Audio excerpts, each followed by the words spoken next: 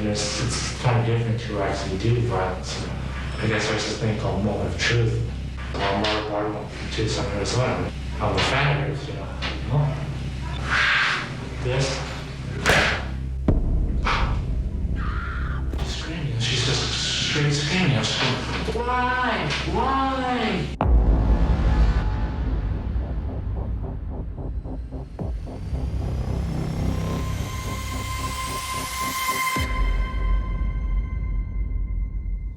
It was a crime that caught Hollywood off guard, sending shockwaves throughout the country. On July 18th, 1989, an up-and-coming actress was shot point blank at the front door of her apartment building.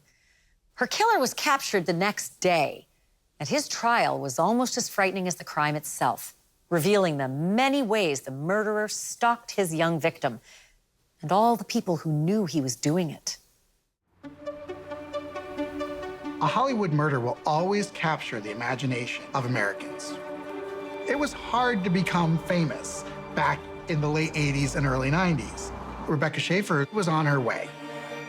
She was on this show with Pam Dauber called My Sister Sam. This was a top 20 show. It was even in a great time slot on CBS, and it was doing well. So she was becoming a household name. It's like a skyrocket for your young career, isn't it? It's gone great so far. I really like working on the show.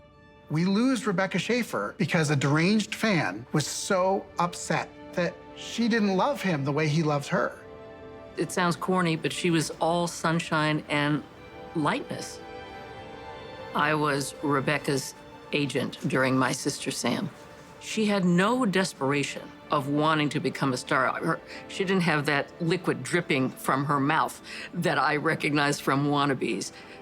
She was exactly who she was. And happy with it, and whatever happened, happened.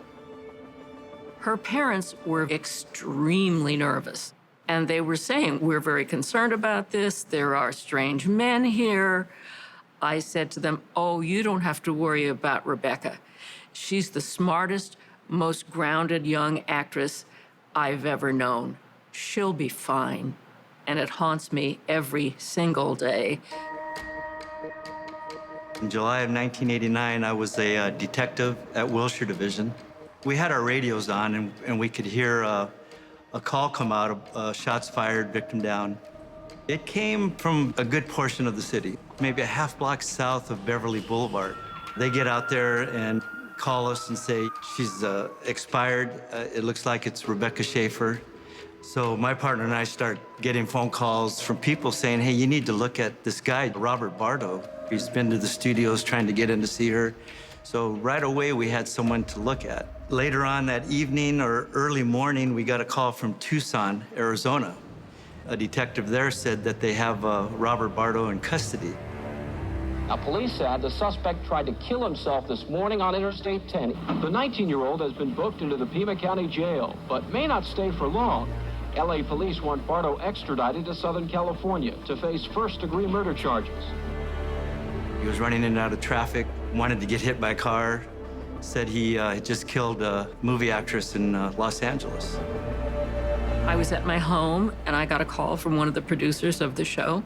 There was no hello, nothing. It was just like, Rebecca's dead. What? Rebecca's dead. That can't be. No, someone shot her point blank. And the room started to spin. And I went, oh my God, her parents. The phone rings, I answered it, and it's Rebecca's mother.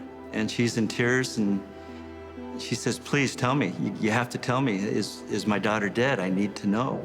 And I just said, I have bad news, your daughter has been murdered. Yeah. Still chokes me up a little bit. All right, People versus Robert John Bardo, BA 001043. The defendant is now present. Hollywood trials are always a circus when somebody is high profile, but this one was even bigger because we had an up-and-coming television star, and it was just so tragic. For the record, I have not read the transcript of the preliminary hearing in this matter deliberately because it came here as a court trial, and I've also not, since I found out it was going. I have not read anything in the newspaper about it, nor have I watched anything on television. The trial was done without a jury. Everybody agreed to that and let the judge, Dino Fulgoni, decide the case. I think they felt that a jury really wasn't needed for this since he had already acknowledged he did it. My impression is that the young lady was killed at her house and that there will be evidence that perhaps the defendant found out where she lived through DMV records. That is the total knowledge I have of this case. By agreeing to trial by judge, the prosecution waived the possibility of the death penalty, which would have been another whole trial and would have gone on interminably, which would have been useless, really, because it became evident that he was mentally ill. How mentally ill was probably the only issue in the trial. Bardo had some real demons, but he had convinced himself that something was going to happen and he was going to be with Schaefer someday. And as he realized that wasn't going to happen, in his mind, the only thing he could do was shoot her. Bardo goes to her building in LA and he knocks on the door. She opens the door, so he's standing face to face with her, and there's a little bit of a conversation, and then he leaves. He decides, I'm going to go back. And he goes back to her building, and he shoots her in the chest. All right, ready for trial then? Yes, Your Honor. All right. Defense ready? Yes, Your Honor. All right, let's then proceed. Can I ask you if you recognize the item? The prosecutor in this case was none other than Marcia Clark, who would become famous later in the O.J. trial. It was actually the first case that put her in the spotlight. My opinion is that it has been proven beyond a reasonable doubt that the defendant committed a murder and that he did so by means of lying in wait. The strategies boiled down to this. The prosecution wanted to say that he waited and ambushed Rebecca Schaefer. That's called laying in wait, and that carries a harsher penalty. But the defense said he was too sick to do that. He simply just snapped. The evidence clearly establishes that Robert Bardo was mentally ill, had this on and off again mental state where he went from complete hate to complete adoration. It wasn't something that he had intended to take Rebecca Schaefer by surprise. It did happen. There was that triggering device, and I believe that to be true. We had never really seen a trial of a stalker of a celebrity quite like this. But what they wanted to do, the defense team, was to show that you've got to have some compassion for this guy. And look, there's no denying what he did, but this is why he did it. I believe that year in October 1986, she sent me a postcard that she would heart, the heart symbol, and she will be back here.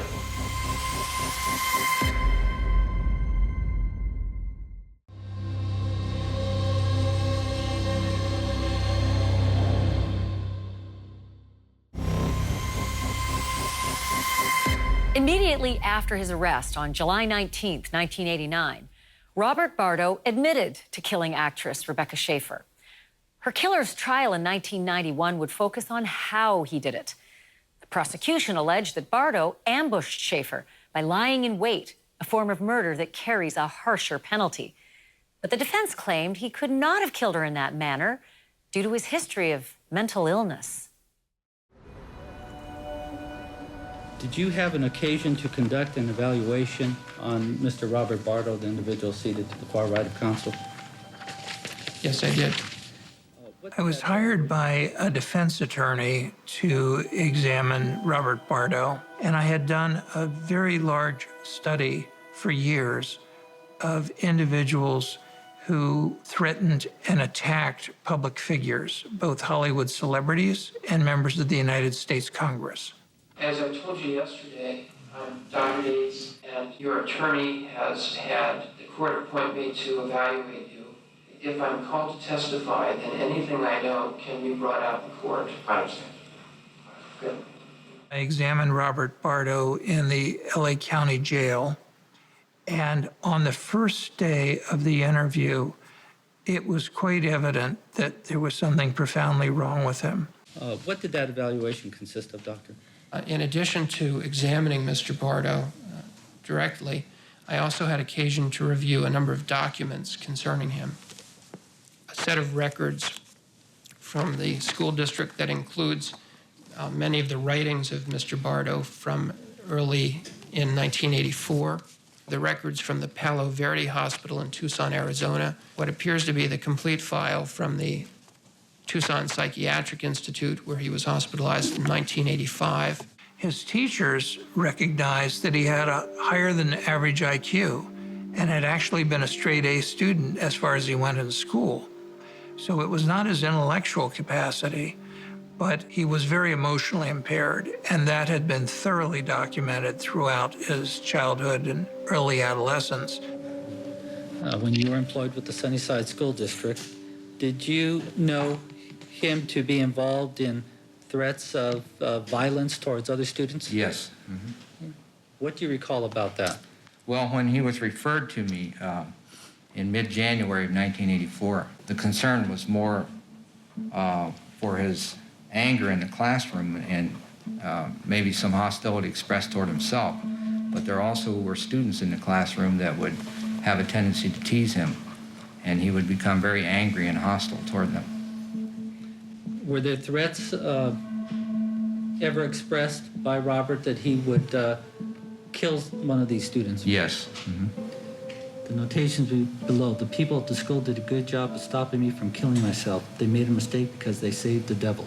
Now the devil must kill. Is that your notation? Yes. Those are direct quotations from Robert. Whether from those writings one could have rendered a diagnosis at the time is much harder to say, but they are consistent with the onset around 13 of a schizophrenic illness in which he felt himself deteriorating even then. He had been hospitalized twice at around ages 14 to 15 after very strange behavior, but his parents took him out against medical advice. What's your relationship, Ms. Bardo, to Robert Bardo? I'm a mother for Robert Bardo. Do you know the names of any of his friends?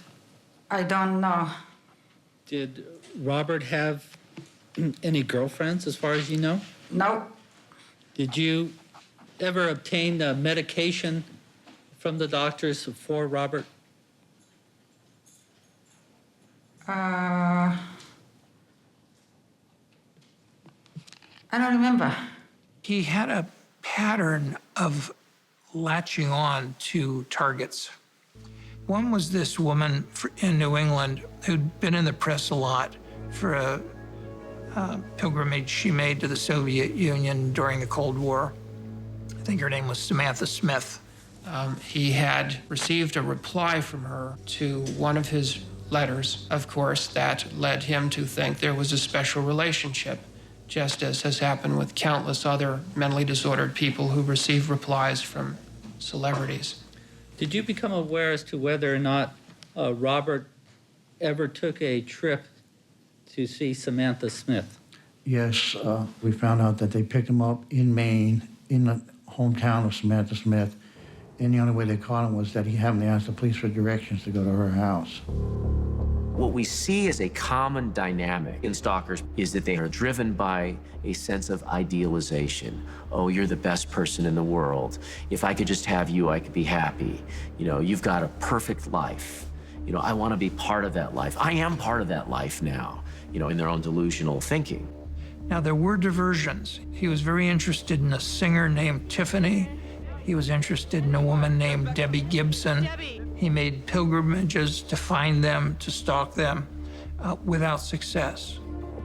But when he stumbled onto Rebecca Schaefer, it was transformative for him. She became his prime target from that time until he killed her. What do you see in his writings that leads you to believe that he thinks there is an ongoing, present romantic relationship with Rebecca Schaefer? I don't think he believes that there is a reciprocated romantic relationship with Rebecca Schaefer. Okay. He hadn't yet impressed her sufficiently, made her sufficiently aware of him. He wanted the first date. I was in Rebecca's trailer before the show, and she was so excited. She had her first box of fan mail, and she showed me she was writing long letters of advice to these people. And I said, Rebecca, you can't do that. They don't understand boundaries. You're the girl on TV, and now they're going to think that you are a friend. I asked her to send me an autographed picture, and I believe at the end of October 1986, she sent me a postcard. She had written, Robert Dash, your letter was the nicest, most real letter I ever received and should have been real. She will please take care. Then she would heart, the heart symbol, and she will be back. Bardo was just a late teenager when he decided that he was fascinated by Rebecca Schaeffer. He had cut out pictures of her from magazines. He would watch everything that she was on. He would write love notes to her. He sent her letters. And he was fascinated by her, and he was obsessed with her. So to the best of your knowledge, had you ever seen Robert to be violent with anyone other than his brother? Yes. On occasion, he wanted to put cable television in his room and put a jack. I told him was okay, and my wife came in, and she was highly upset, and she told Robert, no, she didn't want it done. So servants said, oh, I'm going to take it out, but Robert got highly upset and swung at her. Did he hit her? I believe he did. He hit her in the arm, I think, or something. There's some people that look at Robert Bardo as being a sick individual, very mentally ill. There may have been psychosis, those kinds of problems. But at the same time, he also manifested personality disorder issues, which is what we've referred to as character flaws that are not illness per se, but what other people might consider to be bad. You can be sick and bad, and I believe that he was both.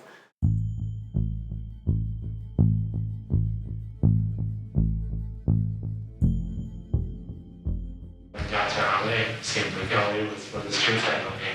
As far as I was concerned, I still haven't found what I'm looking for. I climbed the highest mountain. I've run through the hills only to be with you, only to be with you. I've run, I've crawled, and scaled these cities' walls. I figured out to be Tucson, right? But I still haven't found what I'm looking for. And I still haven't found what I was looking for with Rebecca. There were quite a number of songs wherein Mr. Bardo determined the lyrics to have some special significance and meaning to him, correct? Yes. And which gave him direction? Yes. He then spoke of the bands that he particularly liked, especially U2.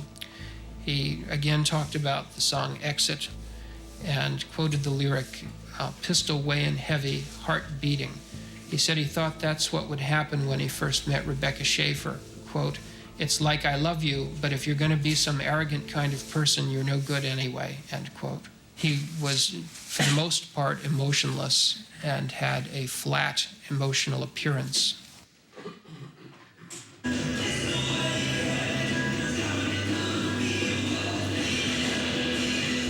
He didn't know where she lived, so he actually hired a private investigator to go through the DMV records to find out her home address. It's Rebecca Lucille Schaeffer on Avenue.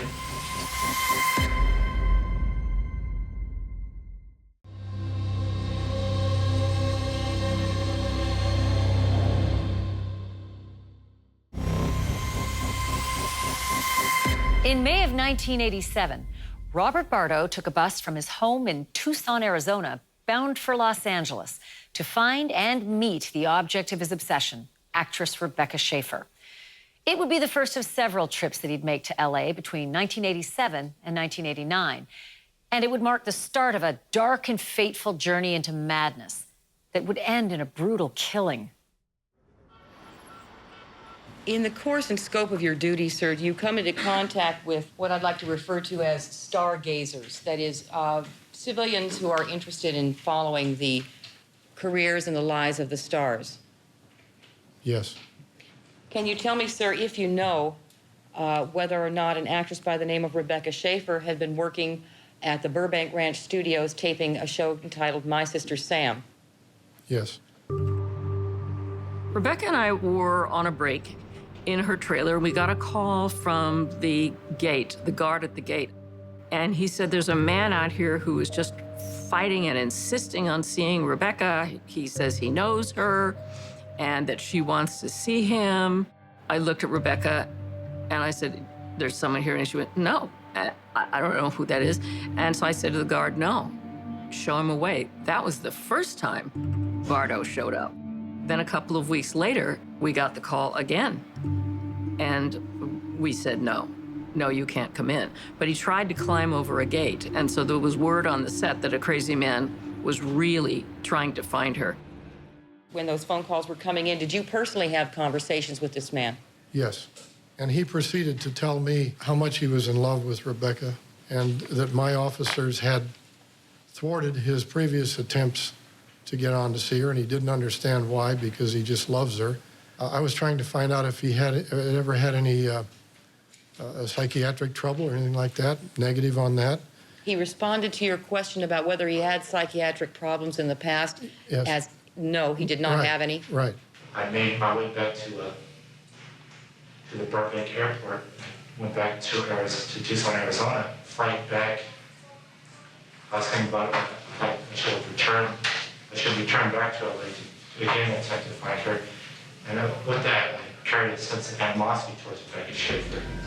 You know, it was very deep, you know. And that's when I think was the first time I seriously thought that I could cause harm to her.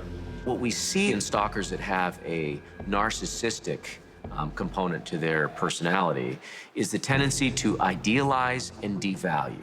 Idealization means to put somebody up on a pedestal, and devaluation means the person that's been put up on the pedestal now being, viewed as evil, immoral, having done something malevolent, potentially, to the stalker. So it's in those dramatic moments of shifting from love to hate, from idealization to devaluation, where we find, it's not flowers I'm bringing anymore. It's guns and knives. Have you, for a long time, been interested in guns? Yes, I have. Hobby of yours? Yes, it is. At some point, did the defendant indicate to you that he was interested in guns as well? Yes, he did. And then at some point, did you agree between yourselves that you would purchase a gun for him in your name? That's correct. And why could he not have gone and purchased the gun himself? I don't think he was of the proper age at the time. And your brother put up the money for it? That's correct. Directing your attention, sir, to the date of June the 1st, 1989. On that date, did you receive a phone call from a person who later on that day came in to see you at your agency? Yes, I did. And do you see that person in court today? I do. Could you please identify him? The gentleman with the white shirt seated at the defendant's table. And when he came into your office, sir, did he have a conversation with you in the course of explaining what it was he wanted you to do? Yes, he did. First of all, did he tell you who it was he wanted you to locate? Yes. Who was that? He said the person's name was Rebecca Schaefer. He didn't know where she lived. He didn't know anything about her personal life, but he wanted to find out. So he actually hired a private investigator to go through the DMV records to find out her home address. At some point, did you, in fact, receive a printout that appeared to be a Department of Motor Vehicles printout concerning your request to locate Rebecca Schaefer? Yes, I did. I called the office up and says, your timing is perfect. I just got something in the mail that you'd be very interested in. It's the DMV thing. It said Rebecca Lucille Schaefer, Avenue, Los Angeles, California, 90048, apartment number. At the same time that Bardo was finding out information about Rebecca Schaefer, she starred in a film called Scenes from the Class Struggle in Beverly Hills, and there was a sex scene. In retrospect, really wasn't that explicit, but it was enough to trigger something in Bardo that this isn't what he expected out of the woman he loved, and he was angry. When your son Robert left for Los Angeles on July 17th, was there anything unusual about the way he was behaving? Oh, and I don't know, really unusual. He just said, goodbye, Dad, goodbye, Mom, and that's all. Then left for the bus. I had a gun and bullets and everything. I had a bus driver and all. I had taken the Greyhound bus to Los Angeles. I arrived in the morning of July 8th. I mean, I could fantasize about violence, but then it's kind of different to actually do violence. I guess there's this thing called moment of truth.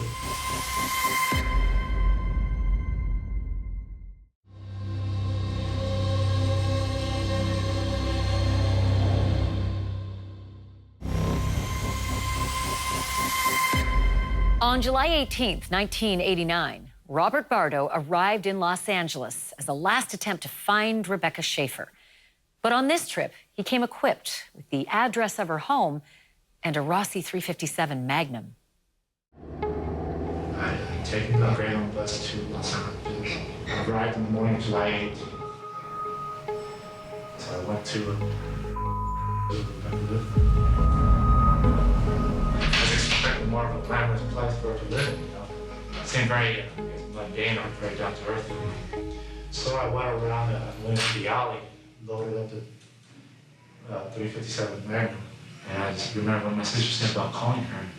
So I called her up, made a collect call, right? I said that I was completing the mission. No. She immediately jumped in and started saying, oh, don't do it. You know, just don't hurt her or anything, you know, because, you know, somebody else has found, you know. I wasn't sure if I could do it, you know. I could fantasize about violence, but then it's kind of different to actually do violence. You know, I guess there's this thing called moment of truth. So was there anything alarming in his demeanor, in his manner with you on that day during that phone call? No. Did you tell him to go ahead and try and meet Rebecca? I don't recall saying that. Had you ever known Robert to be violent or aggressive in your presence? No. I have nothing further. Before leaving on that trip, he had made a number of cryptic and not so cryptic statements to family members and others.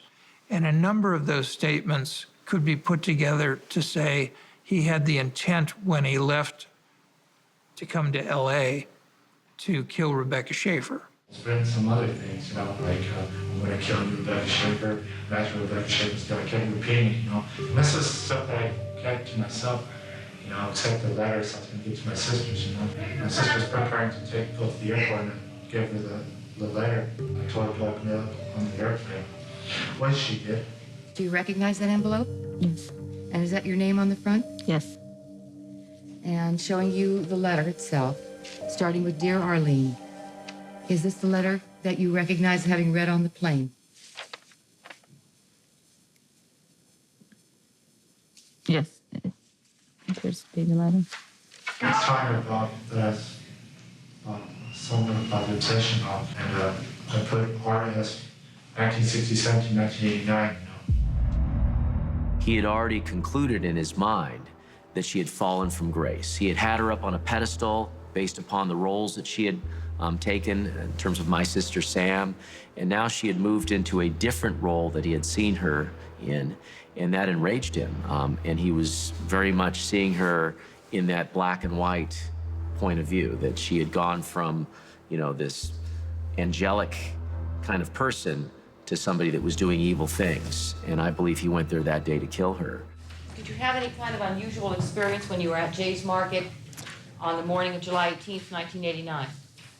Yes, a man came up to me and stopped me and showed me a picture and asked me if I knew this girl, if I'd seen this girl in the neighborhood. Well, I rolled down the window a little bit, you know, trying to find out what he wanted. And then he said, I want to show you something. And he produced a picture to show me. It was a woman with dark, long, curly hair and kind of a three-quarter view, like a publicity picture or something. I went up to the security door. It's just a glass door. There's an intercom at the corner. It said Schaefer. So I rang the buzzer, you know. And I look, I see him down the hallway. And it's her. When she came to the door, she opened the door. I introduced myself. I'm Robert Bardo to Southern Arizona. I'm a fan of hers, you know. The thing that she was in a hurry, you know, I couldn't understand it, you know. But I was like, so happy to see her. I was like, she's right there in front of me, you know. And I didn't even shoot her, you know. The gun was in the bag, you know. I was still talking to her, you know. Like she was just a regular person, you know. And so after I leave, you know, she goes back inside, and I'm like all excited. Would you please tell us what Robert Bardo's mental state was for that period of time of an hour delay between 9 o'clock, having left Rebecca Schaefer's apartment on the first instance, and returning approximately 1 hour later? Well, I think what he was focusing on, that is what was in his consciousness, was to see her some more, talk to her some more, get another dose of the Same thing he'd received an hour earlier when he'd left so elated. So I rang the doorbell again. This time she came out again. And as she come down the steps, she was mumbling. She sounded like a little kid. She sounded like a little brat or something. You know, I was just wasting your time, you know, like. I thought that was a very callous thing to say to a fan, you know. Reached around, grabbed her, and pulled the door for her. This.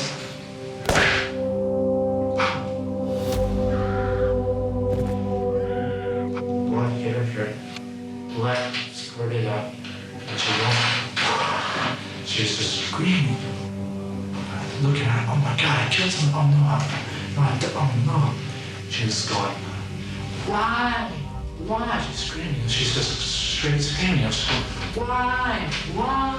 You know? He then, while fleeing, threw the bag containing the gun and letters into a dumpster. Well, actually, as I was going into the bedroom, I heard the scream. One very loud, long scream.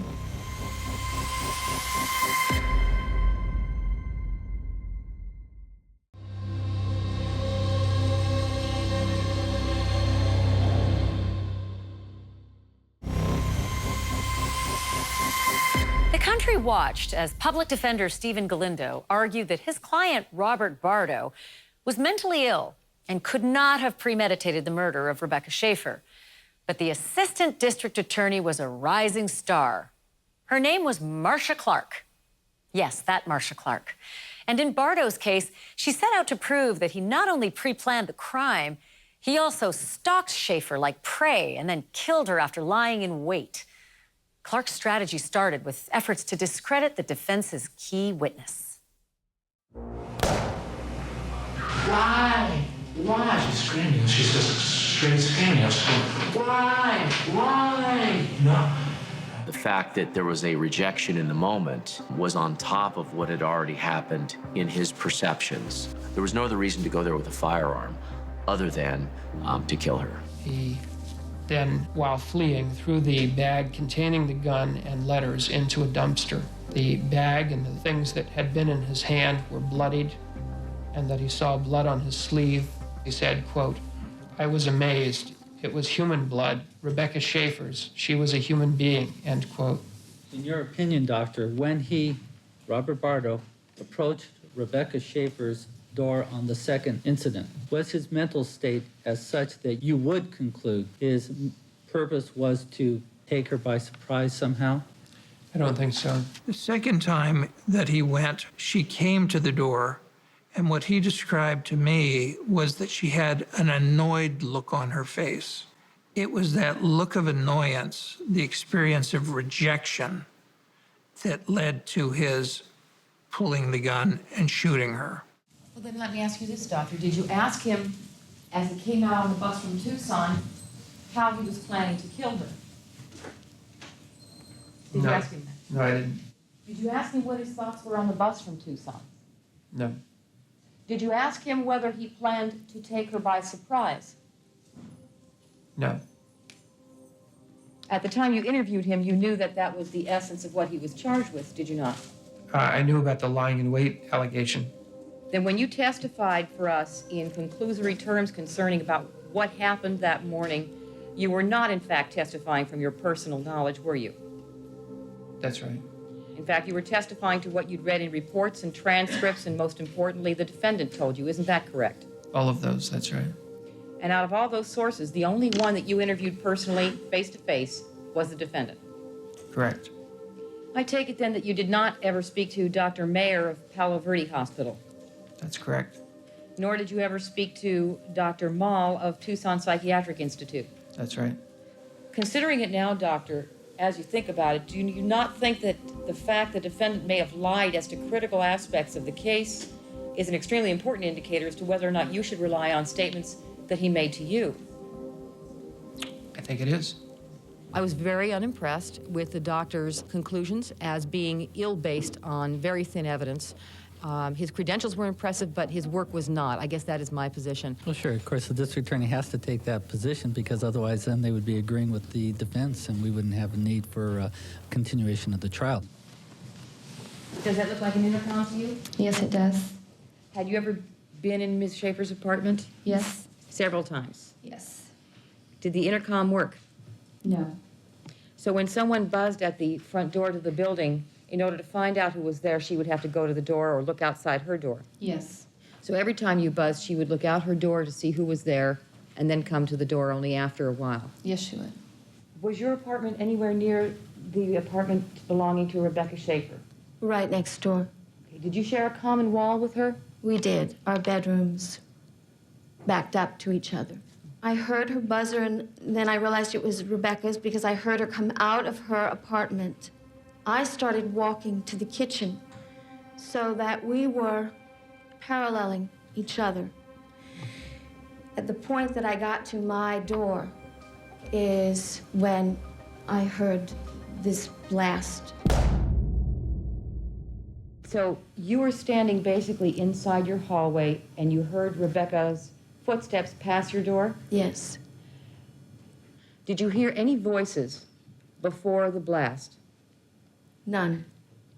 How long a period of time elapsed between the last footstep that you heard and the shot?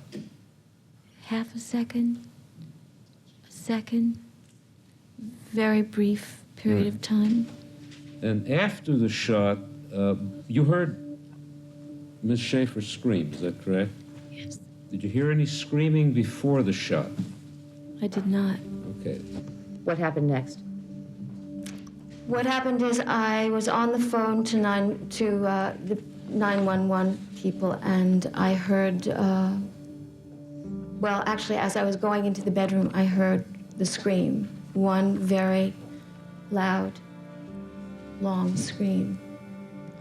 And as I was on the phone, there were more screams. And I mentioned to the people on the phone, can't you hear her screaming in the background? He reached behind his back for the gun. It's kind of like the physical version of a Freudian slip.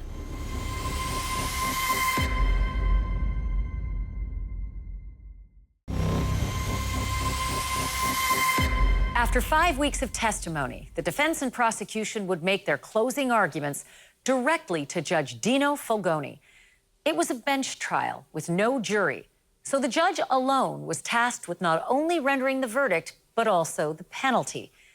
On October 29th, 1991, the country was watching and waiting to learn what would happen to Robert Bardo.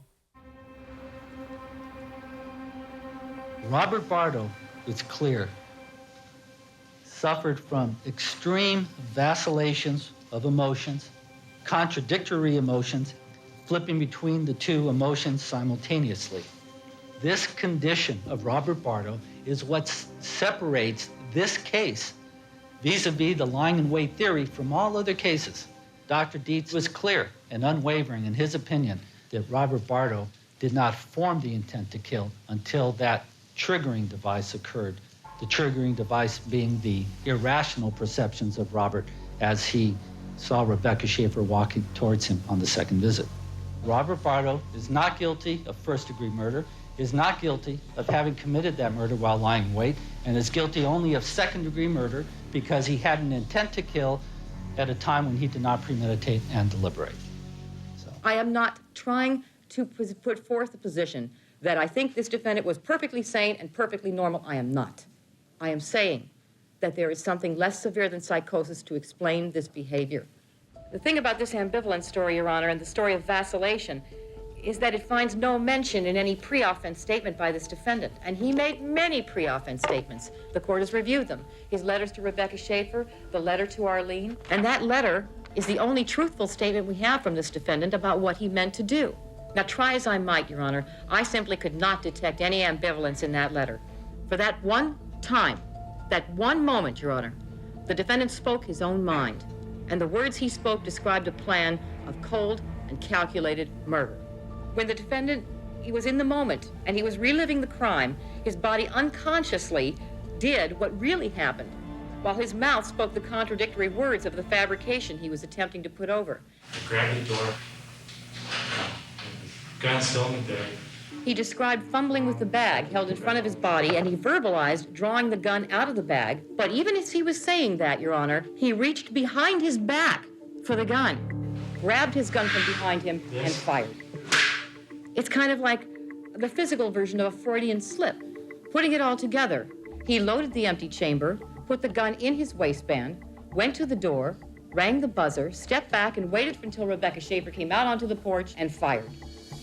The evidence stands as conclusive proof that the defendant murdered Rebecca Schaefer in cold blood by means of lying in wait. Thank you, Your Honor.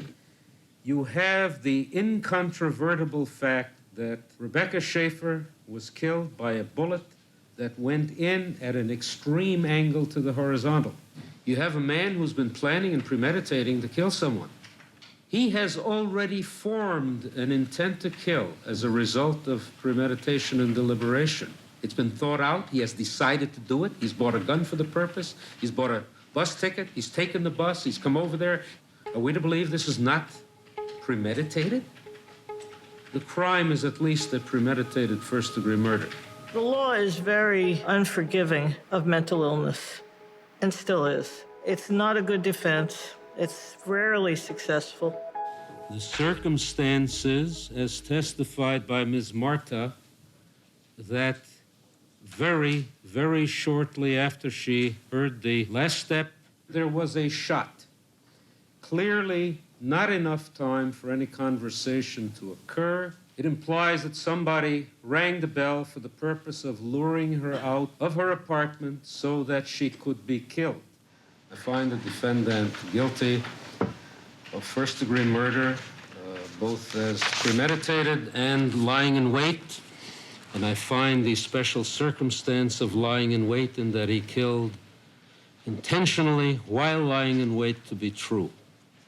Let us set a date for sentencing.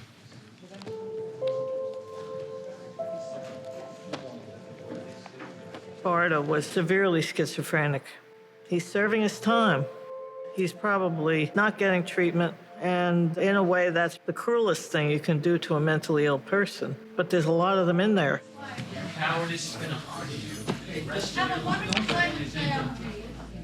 This was a chilling sign to celebrities that you may not be safe. Somebody can find out where you live, where you work, where you go get your coffee, where you go to church, where you hang out.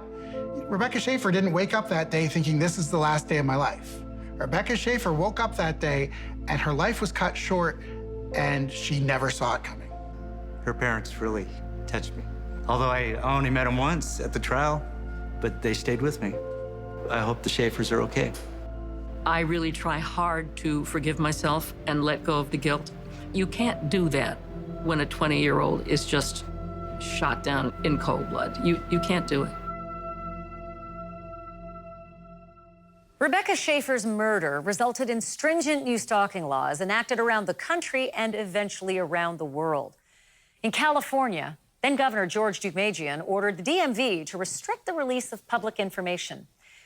As for Robert Bardo, he was serving a life sentence at Mule Creek State Prison when he was stabbed 11 times by a fellow prisoner. Bardo survived that attack. I'm Ashley Banfield. Thanks for watching.